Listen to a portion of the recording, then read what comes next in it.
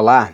No vídeo passado nós falamos sobre a estrutura de uma reunião de um pequeno grupo evangelístico. E nesse vídeo nós falaremos agora sobre como conduzir um bom encontro evangelístico. Então, você que será um líder de um pequeno grupo evangelístico, como que você deve se portar, como que você deve agir, como que você deve conduzir esse trabalho? Pastor Paulo, agora a gente está entrando aqui, a coisa está afunilando bem e eu acredito que esse vídeo seja um vídeo muito importante. O pessoal deve estar curioso aí para entender como é que eles conduzirão aí um encontro. O que você pode dizer aí para o pessoal?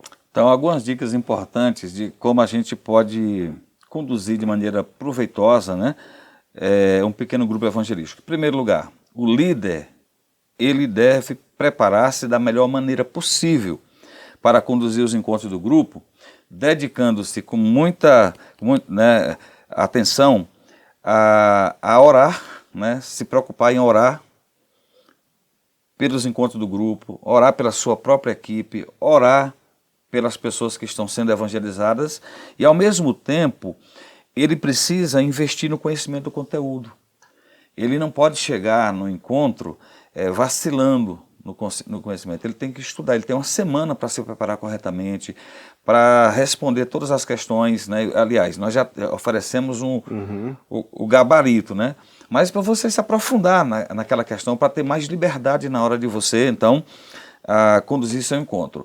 Você precisa conhecer o assunto, exatamente porque as pessoas terão dúvidas, elas trarão perguntas para o grupo. E você precisa conhecer bem esse conteúdo, né?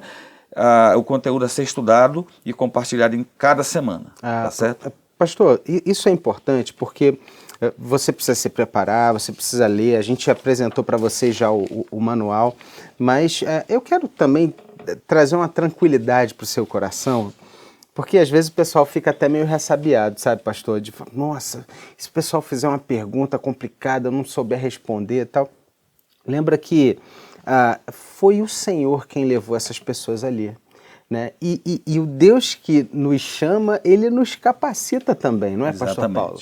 Exatamente. Então Deus derramará da sua graça, o Espírito Santo de Deus vai te ajudar nesse momento para que você consiga conduzir esse bom encontro evangelístico. Faça a sua parte, se prepare, leia, conheça o material que você vai utilizar e conte aí com essa assistência, com esse suporte. E tem outra dica, né?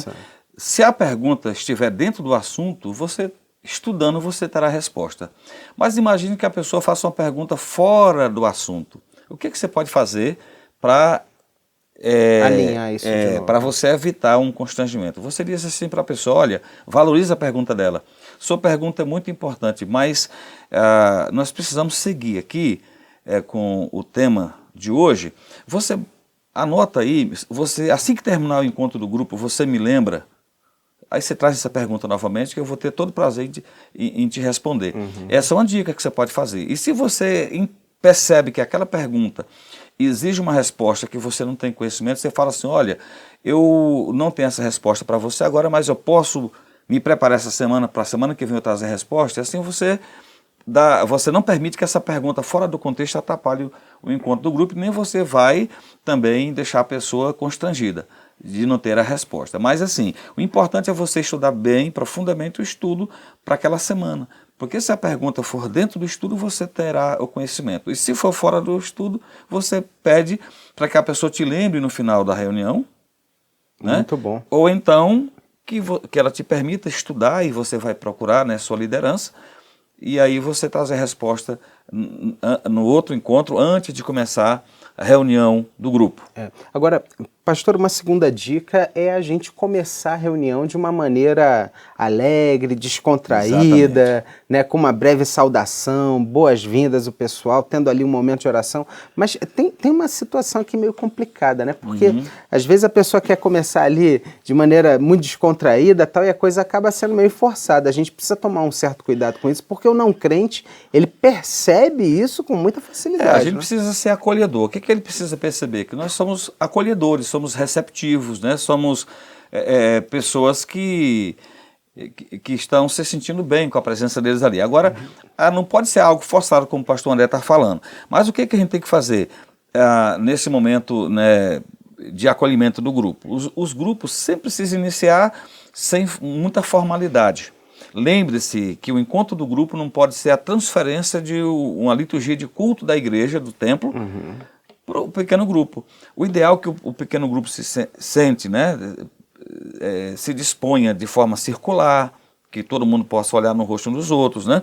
Aí, a dica aqui é que os encontros não podem ser iniciados de maneira, né, sisuda, né? As pessoas não estão ali para serem, né, convencidas à força. Então, assim, tem que ser um ambiente alegre, descontraído, não significa desorganizado, não significa bagunçado. Descontraído é que a pessoa fica à vontade, né? Dê uma breve saudação para cada um que está chegando, para o grupo todo, né? E dê as boas-vindas e aquele momento de oração que nós já falamos. Mas faça isso com alegria, de forma amistosa, que as pessoas percebam que elas estão bem-vindas naquele local ali. É importante também, a gente falou no vídeo passado, do momento de oração.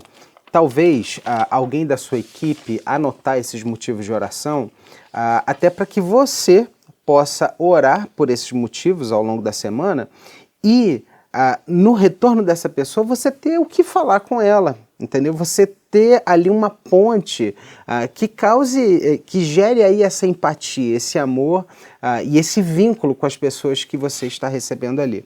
Muito legal, pastor Paulo. Então, a gente falou aqui agora sobre, em segundo lugar, começar os encontros de maneira leve, né, e agradável. Um terceiro ponto, pastor? Bom, a terceira dica para a condução de um pequeno grupo é que o líder, nós estamos falando aqui do líder porque ele é que vai conduzir o grupo, né? Ele deve ser um moderador. O líder não pode ser um professor, ele não está naquele momento ali para dar uma aula. Ele também não vai ser um pregador, ele será um moderador. E qual é o papel de um moderador? O que faz um moderador? O moderador é aquela pessoa que vai garantir a participação de todas as pessoas no grupo, especialmente das pessoas não crentes que estão participando do grupo, e estimulando, né, portanto, que aquelas pessoas que falam menos, né, são mais reservadas, mais tímidas, que elas possam falar, estimule elas a falarem e controle de maneira sábia, cautelosa, discretamente aqueles que falam mais. Você vai perceber que todo grupo tem alguém que está sempre na frente, ele sempre fala mais, e essa pessoa tende a controlar a comunicação no grupo. Então, de forma discreta, você agradece, olha, muito obrigado pela sua colaboração, foi muito importante, mas eu queria ouvir agora fulano, e memorize o nome das pessoas, para que você se dirija a elas pelo nome, isso valoriza a pessoa. E aquela pessoa que é tímida, que está sempre pegando carona na resposta do outro, né? Geralmente funciona assim. Você faz a pergunta, ela diz, eu queria ouvir os outros primeiro. Você percebe que essa pessoa está insegura. Então, você vai estimulando ela a falar. Dirige a pergunta a ela, né? E aí você usa o nome dela, para que ela, né, fique claro que você está perguntando para ela. E a pergunta que você faz para ela também precisa de uma resposta dela, ainda que ela seja uma pessoa com dificuldade. Você fala, não, mas eu queria ouvir você mesmo assim, o que é que você pensou, né?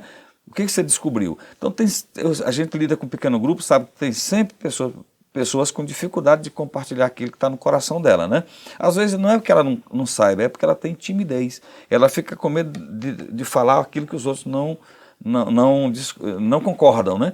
Então estimule quem fala menos e controle quem fala muito, para que assim, dessa maneira, você, como moderador, permita a participação equilibrada de todas as pessoas durante o encontro do grupo. Muito legal. Em quarto lugar, é preciso também que você providencie uma Bíblia para as pessoas que vão participar ali. E lembrando que elas não saberão manusear a Bíblia, ok? Então é preciso que você auxilie, ajude nesse processo. Uma dica interessante é que você providencie a Bíblia com a mesma linguagem. A gente recomenda aqui a Revista Atualizada ou a NVI para todos do grupo, né, pastor? Então, a NVI é uma linguagem que já facilita muito a interpretação, porque ela já vem numa linguagem mais próxima, né, do nosso cotidiano.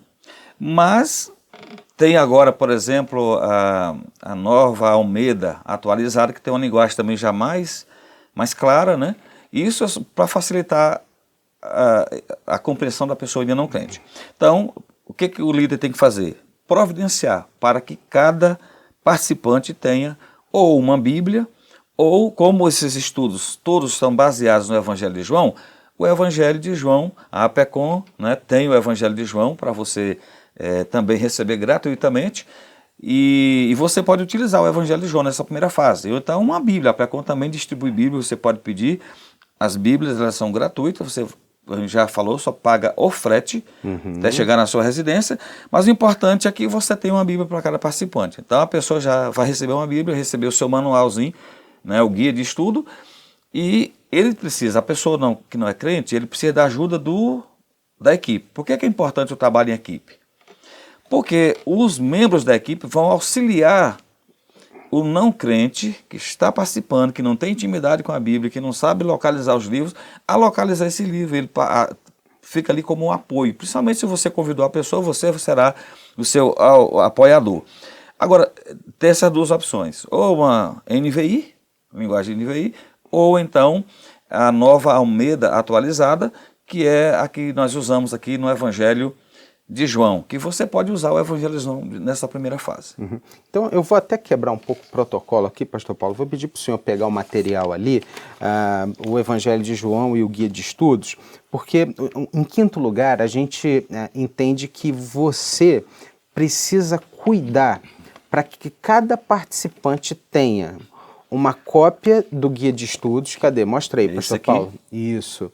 Uma cópia do guia de estudos que serão ministrados aí durante as reuniões.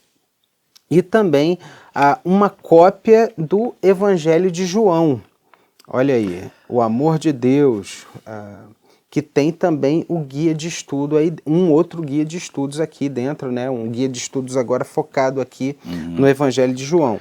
Então, esse material, ele tem o Evangelho de João, que você pode usar para estudar com eles essas lições, mas depois você pode utilizá-lo para continuar estudando com essas pessoas e aprofundando o conhecimento sobre a pessoa e a obra de Jesus Cristo. Porque no final de cada capítulo do Evangelho de João, nós temos aqui um guia de estudo para aprofundar o estudo. Então a pessoa não apenas lerá o Evangelho de João, ela estudará o Evangelho de João. E você pode seguir, aqui nós temos 21 capítulos, mas nós temos capítulos que têm duas partes.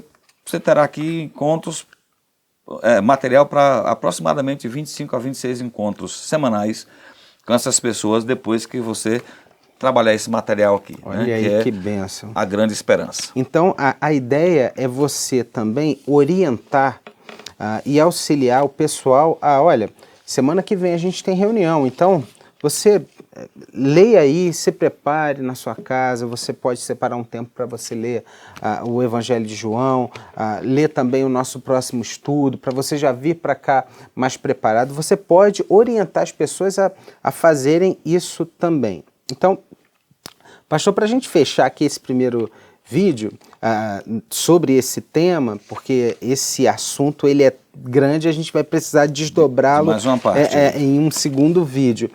Uma sexta dica é a pontualidade. Correto. Brasileiro tem um problema seríssimo com pontualidade. Olha aí, pastor. E isso atrapalha, né? Certa vez, dando um treinamento, uma pessoa perguntou para mim, pastor, como a gente resolve o problema de pontualidade? As pessoas chegarem atrasadas, comece no horário. Isso. Sempre com aqueles que estão ali. Valorize quem chegou cedo. Então, o que o líder tem que fazer? Primeiro, o líder tem que entender que naquela semana que tem um encontro, ele tem que se preparar, organizar a sua vida de tal maneira que ele não se atrase, ele tem que ser o primeiro a chegar para receber a sua equipe e depois a equipe receber os integrantes, né, não crentes do grupo.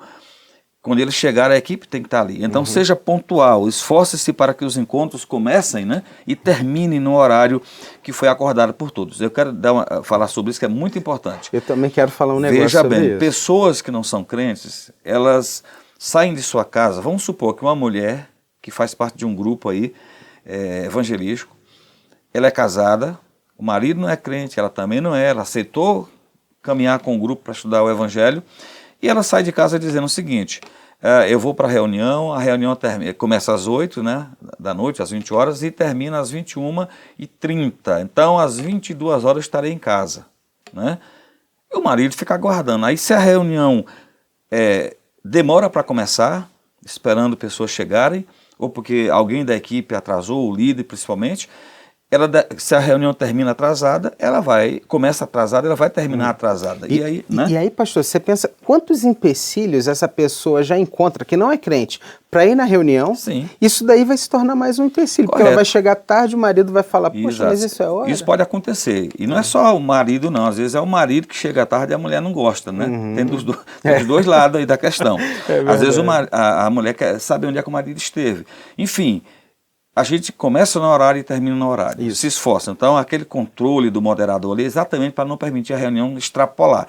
Por quê? Numa reunião que é só de crentes, a gente pode extrapolar tranquilamente, tá de boa, ficamos todo ali. mundo acostumado. Mas uma pessoa que não é acostumada, o cônjuge ou os pais, às vezes é um jovem, um adolescente, não sabe exatamente qual é o ambiente, né? Isso pode gerar problemas, gerar entrave. A gente não pode abrir porta para Satanás atrapalhar, para ele prejudicar o nosso projeto de evangelização. Então, líder, seja pontual. Equipe, sejam pontuais. E quem vai chegar atrasado é o não crente. E se ele chegar atrasado, você vai dizer, que bom que você veio, que bom que você chegou. Você não vai cobrar, porque você vai fazer com que ele se afaste. Pastor Paulo, há muito tempo atrás, quando eu era da UPA, há muito tempo atrás, olha só, eu tive um conselheiro que ele tocou nesse ponto. E era muito comum a reunião dos adolescentes começar atrasado, a devocional da UPA. E sabe o que ele fez? Ele falou, o horário é 5 horas, então a partir de domingo que vem, às 5 horas a reunião vai começar. Nem que esteja aqui eu e minha esposa. Correto. E aí, quando nós chegávamos atrasados, 5h05, a gente chegava já sabendo a reunião começou há 5 minutos. E isso fazia com que a gente se programasse para chegar na hora. Tem que ser assim também. Para a pessoa que não é crente, mas está participando da reunião, se você marcou ali 8 horas e ela chegar às 8h10, ela precisa chegar sabendo que a reunião já começou há 10 minutos. Exatamente. Né? Isso daí demonstra seriedade com o trabalho. E isso também provoca um certo constrangimento da pessoa chegar atrasada e saber que, de certa forma, valorizar o trabalho. Muito bom. Então, a gente falou aqui sobre como conduzir um bom encontro evangelístico, e nós nos veremos aí nesse próximo vídeo, porque o assunto não terminou, a gente tem mais dica para compartilhar com você. Até lá. Até lá.